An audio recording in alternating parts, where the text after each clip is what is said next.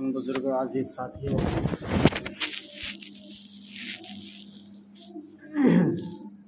आज जो मुबारक दिन है यौमुल जुमा, यह हफ्ते की ईद का दिन है और यह दिन बड़ा मुबारक दिन है, क्योंकि जब मूसा अलैहिस्सलाम की उम्मत इस दुनिया में आई थी तो उन्हें दिन शनिचर का मिला था।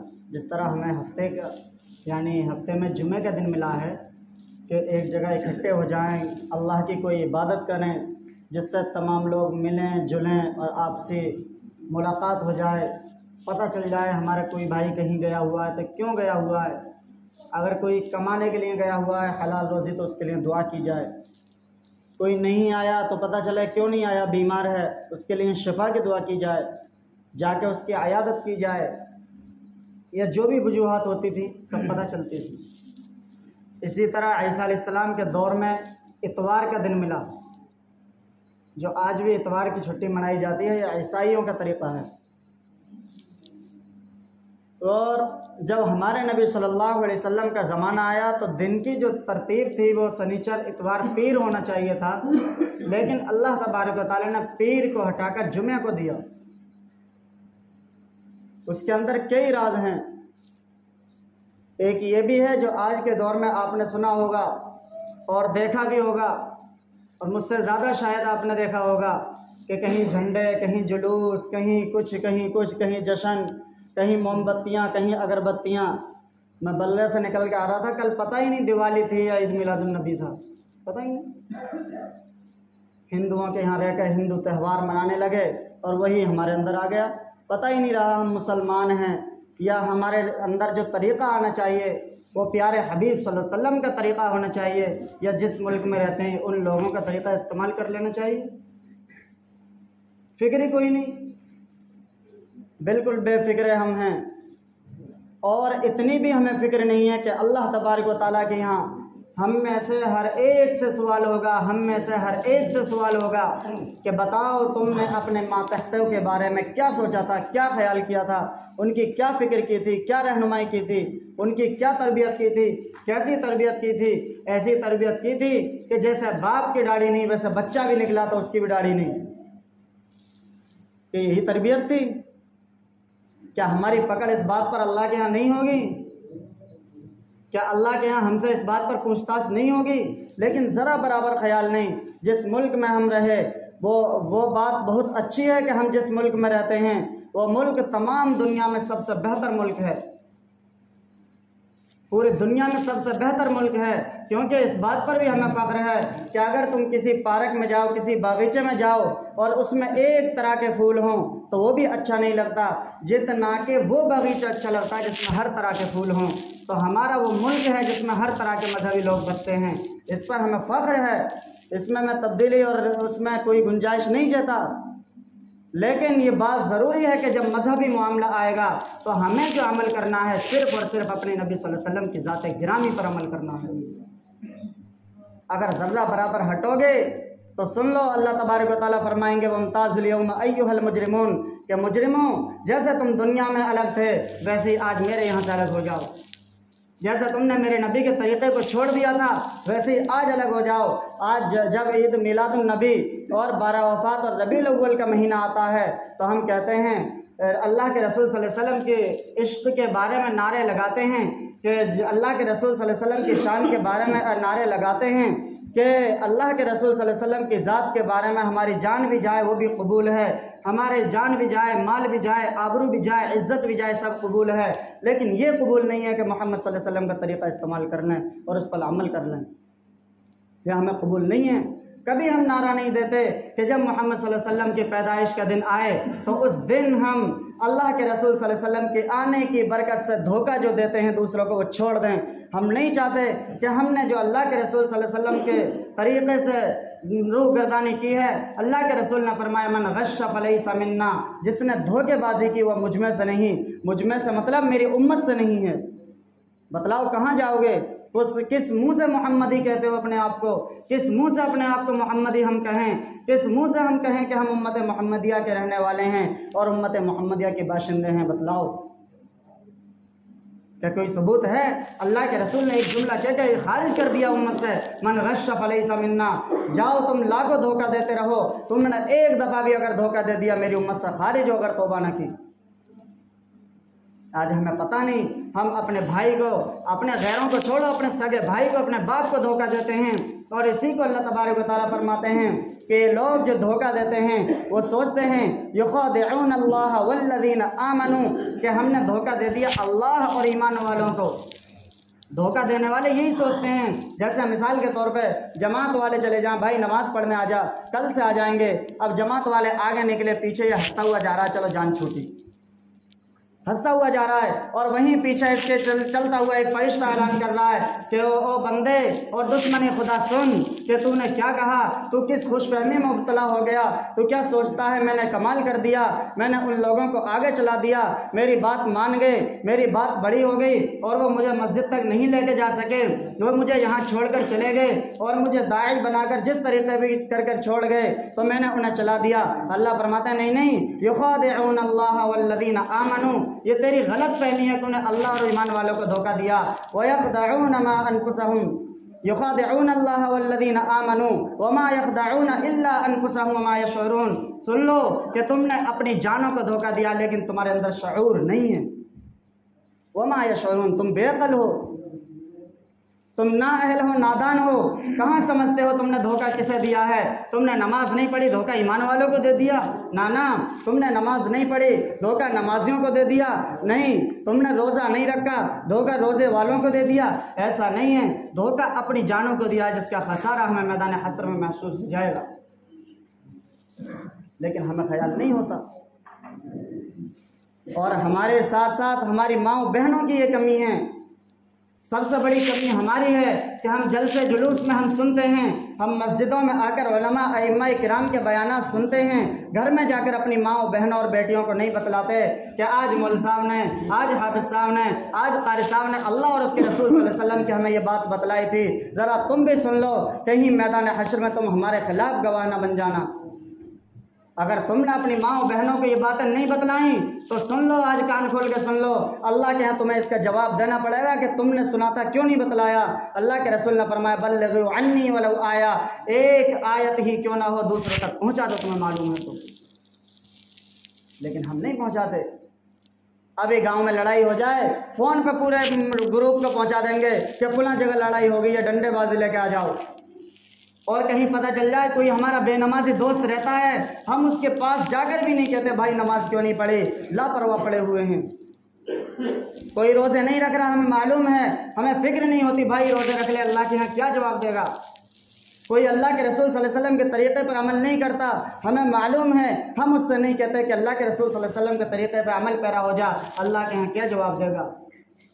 मेरे भाइयों, पहले माएँ और बहनें हुआ करती थीं, पहले माएँ बहनें हुआ करती थीं कि मैं एक वाक़या बतलाता हूँ।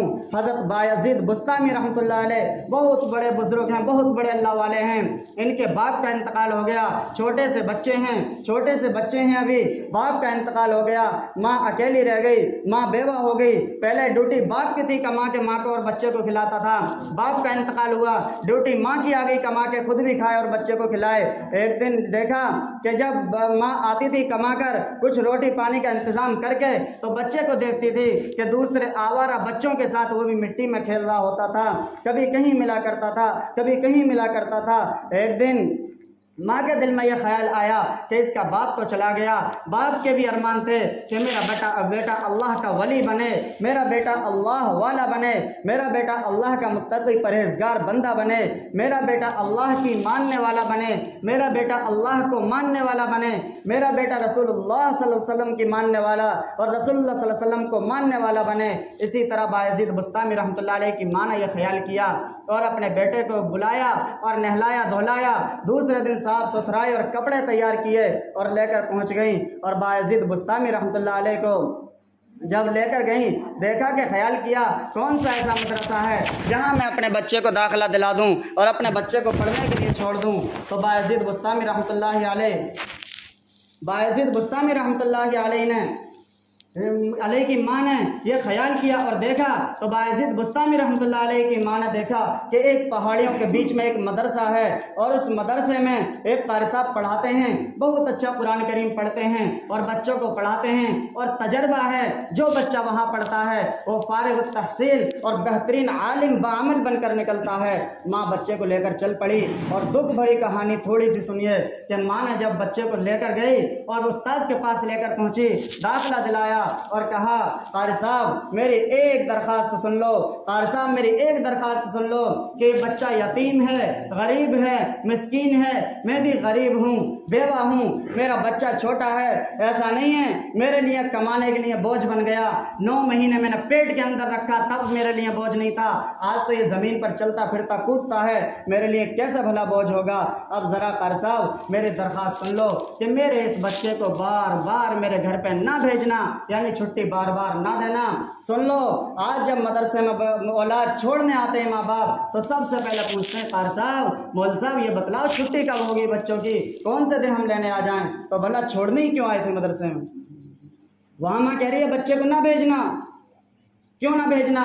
इसलिए कि मेरा दिल ना उछट जाए, माँ की ममता को जोश ना आ जाए। तो कारी साहब ने मान लिया, माँ चली गई।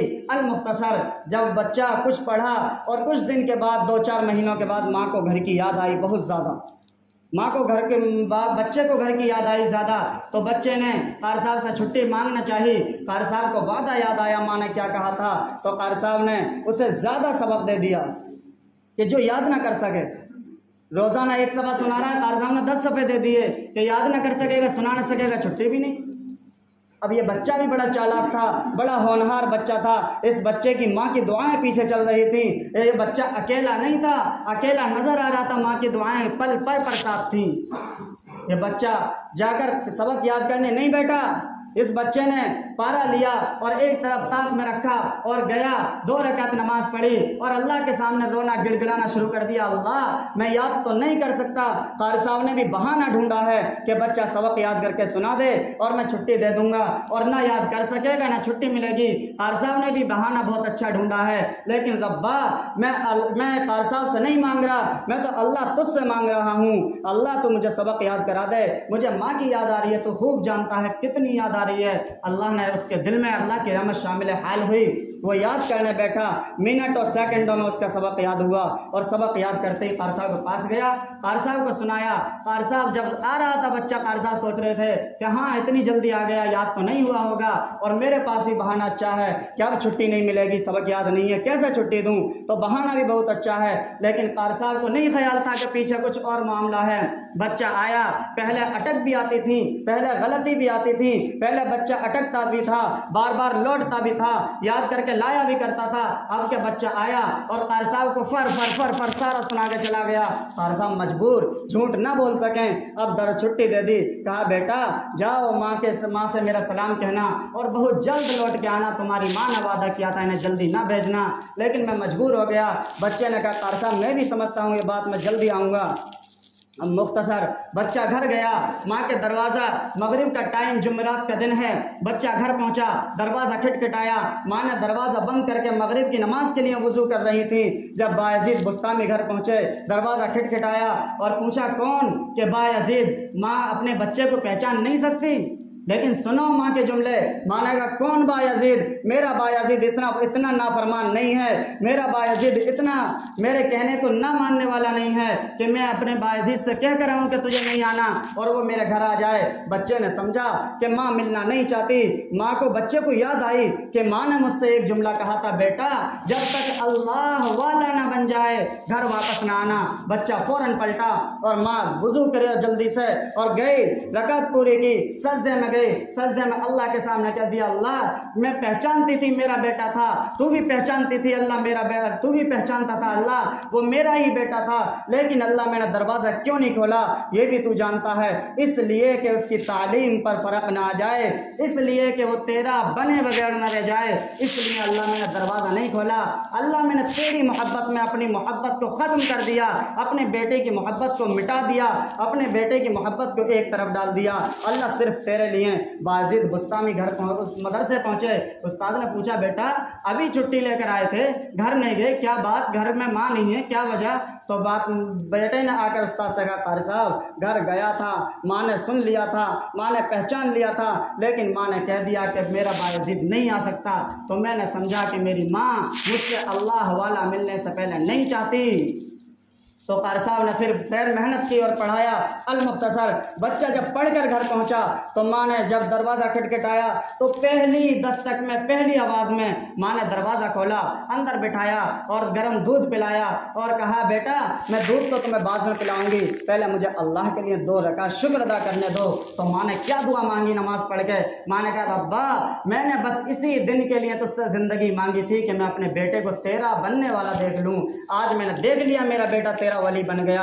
अल्लाह तू मुझे जब चाहे उठा ले, अब मुझे जिंदगी की जरूरत नहीं है। जब माँ ऐसी होती थी तो बेटा बायजीद बुस्तामी बना करता था। जब माँ ऐसी होती थी तो बेटा शाह अब्दुल कादिर जिलानी होता था। आज माँ टीवी देखने वाली हैं तो बेटा सलमान खान बनेगा। आज माँ टीवियों पर दूध पिलाने वाली हैं तो बेटा शाहरुख खान बनेगा। याद रखना, अपनी माँ, बहनों, बेटी, बेटियों सब की तरबियत करो, तुमसे अल्लाह के यहाँ सवाल होगा। अल्लाह ताला हमें अपने बारे में, अपनी जिम्मेदारियों के बारे में फ़िक्र करने की तौफीक अता फरमाए। वाखिर दावाना अल्हम्दुलिल्लाह। मामला सही आ रहा है और